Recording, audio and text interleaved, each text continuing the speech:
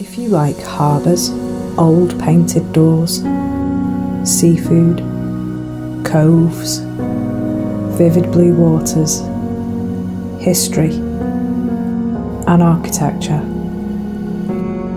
you'll love Malta.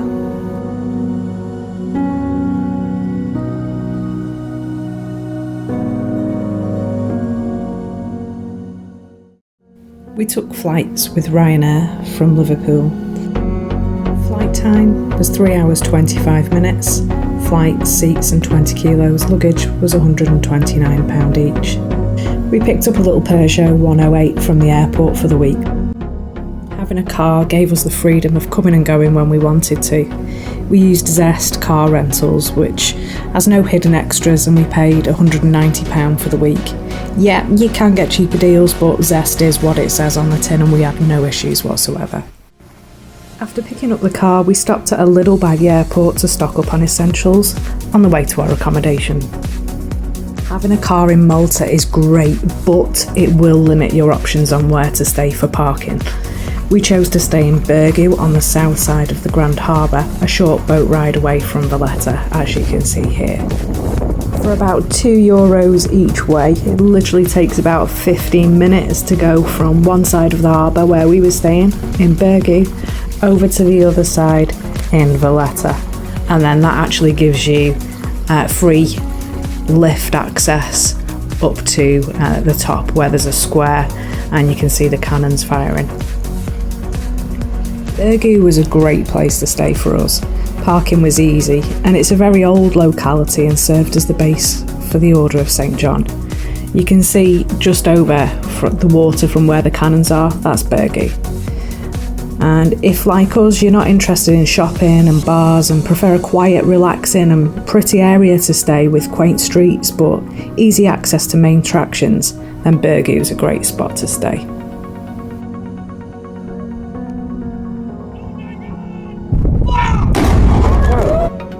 We found a really great Airbnb for about £400 each with Wi-Fi, parking and marina views. Now bearing in mind we did book late, you can probably bag a better bargain if you book in advance. Next up, we went to Comino for the day. Now to get here we drove up to Circeua, which was about a 45-minute drive, and then we took a ferry, which was a 20-minute crossing. Ferries cost €15 return per adult. Now, they run really frequently and you can stay all day. As we're here at the very beginning of May, it was pretty quiet, which is great for dodging the crowds, but you do take a bit of a gamble with the weather. Here, as you can see, it was a beautiful sunny day. So if you're coming out of season, take advantage of the sunny days, get yourself over to Comino when the sun is shining, because this blue lagoon is not going to look the same on a cloudy day. Look at that water, it was absolutely stunning. Now there's a few bars and little spots to swim and sunbathe, as you can see on the shore as we're arriving here, but there was absolutely no chance that I was getting in that water. I mean, it was barely 20 degrees, probably about 18, 19 degrees, not a cat in hell's chance. It looks stunning, but just too cold for me. So instead we went for a little wander up a path. So as you land from the ferry, if you turn right, just carry on, there's a path that'll take you to an absolutely stunning spot. We were really pleasantly surprised with some of the awesome views there. So get off the ferry, turn right, go past the bars, go past the sunbathers, keep walking. You'll see this path here.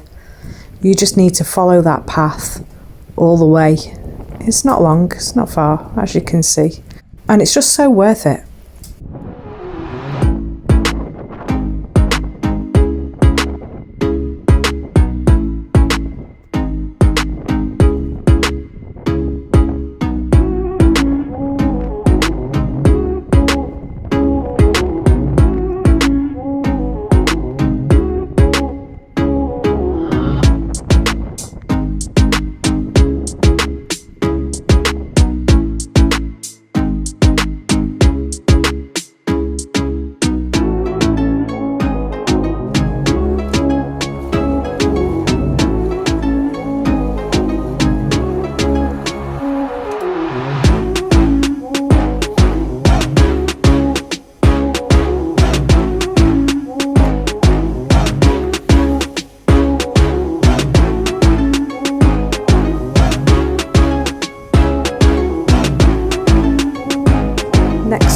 is St. Peter's Pool.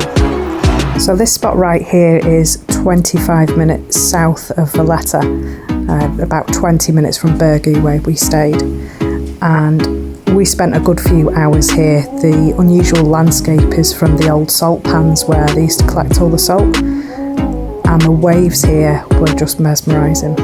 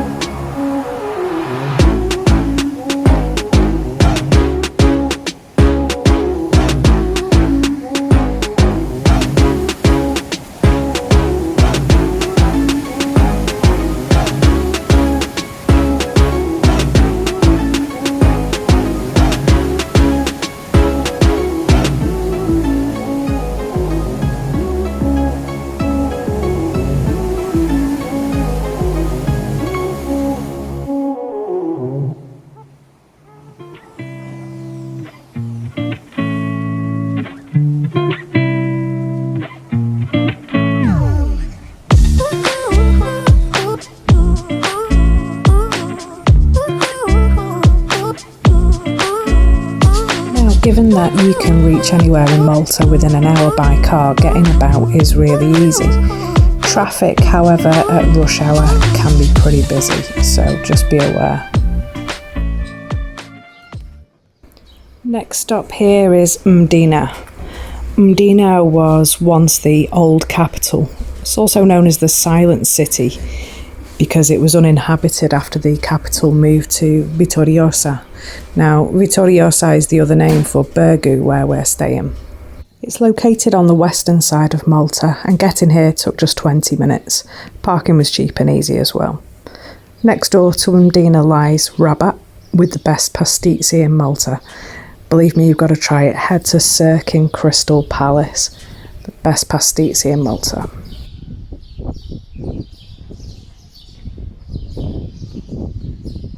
Next stop, the Blue Grotto. This is on the southwest coast, about 20 minutes from Valletta. It's a series of caves reached by traditional Maltese fishing boats. It's inexpensive, and if you've never seen Blue Grottos before, it's well worth seeing.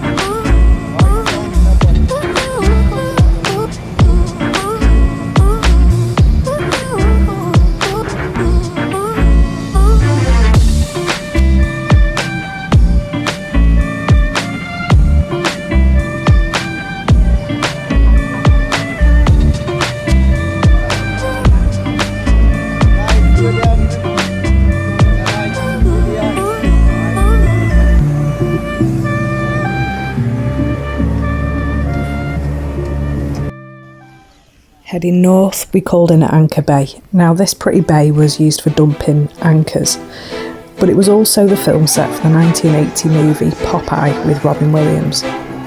You can walk around the set as it's now an open-air museum, and yeah, it is dead cheesy, but it's also a fun thing to do as well.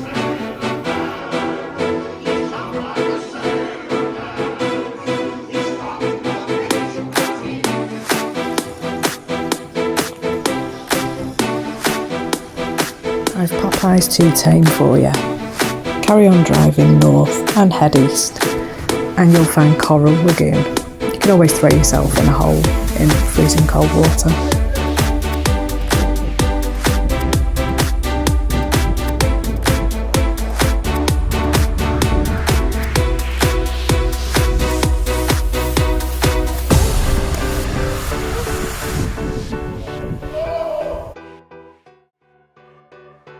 To get to Gozo, we took the Gozo high-speed ferry from Valletta Port. It was €12 return and took 45 minutes to get there. Rather than queuing up to get the car on the ferry, we actually decided to go as foot passengers. When we got to Gozo, we did the hop-on, hop-off bus tour. It was really worth it to get and see all the major spots, and I think it was the most sensible option rather than taking the car out there. So I think you'd have spent more time trying to find somewhere to park and getting through the busy spots.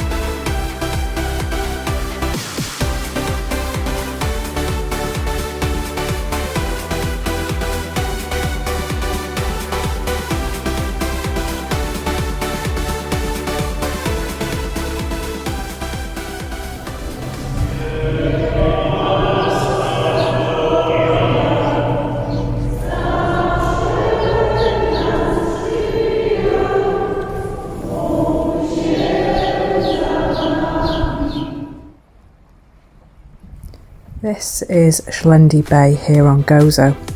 It was the last stop on our hop-on, hop-off bus tour. Now it's got a lot to offer here, from coastal paths, where we even saw like locals picking wild capers for the seafood restaurants. And yep, there's plenty of seafood restaurants here.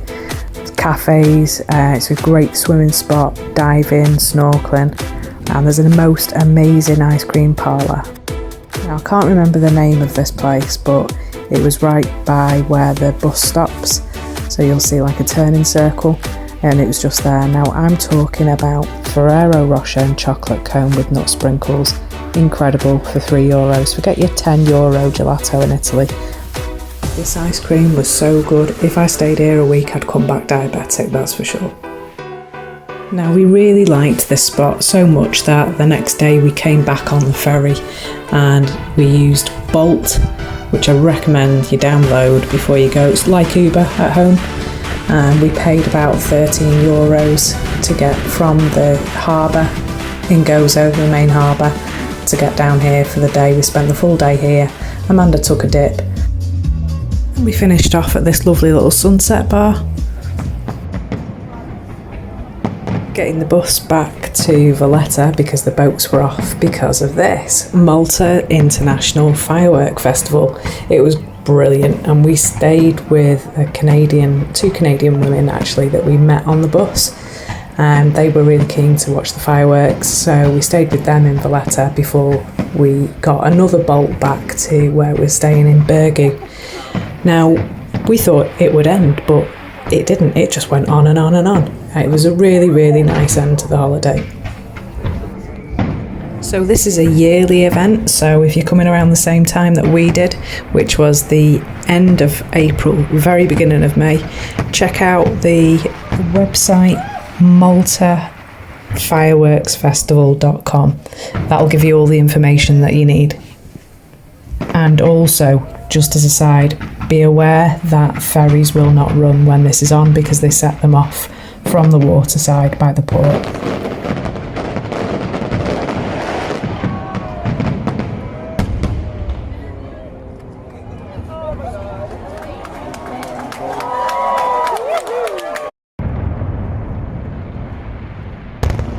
This is back on Bergu after getting the bolt back over, also known as Vittoriosa. As you can see, fireworks still going. Like I say, this was the final night. They went on and on and on. So if you're still here, we're coming towards the end of our little trip now. So thank you. If you're still here, you made it. If you want to see more little trips away from those people that live in the UK and get no sunshine, you know what to do. Hit like, hit subscribe, and we'll see you in the next one.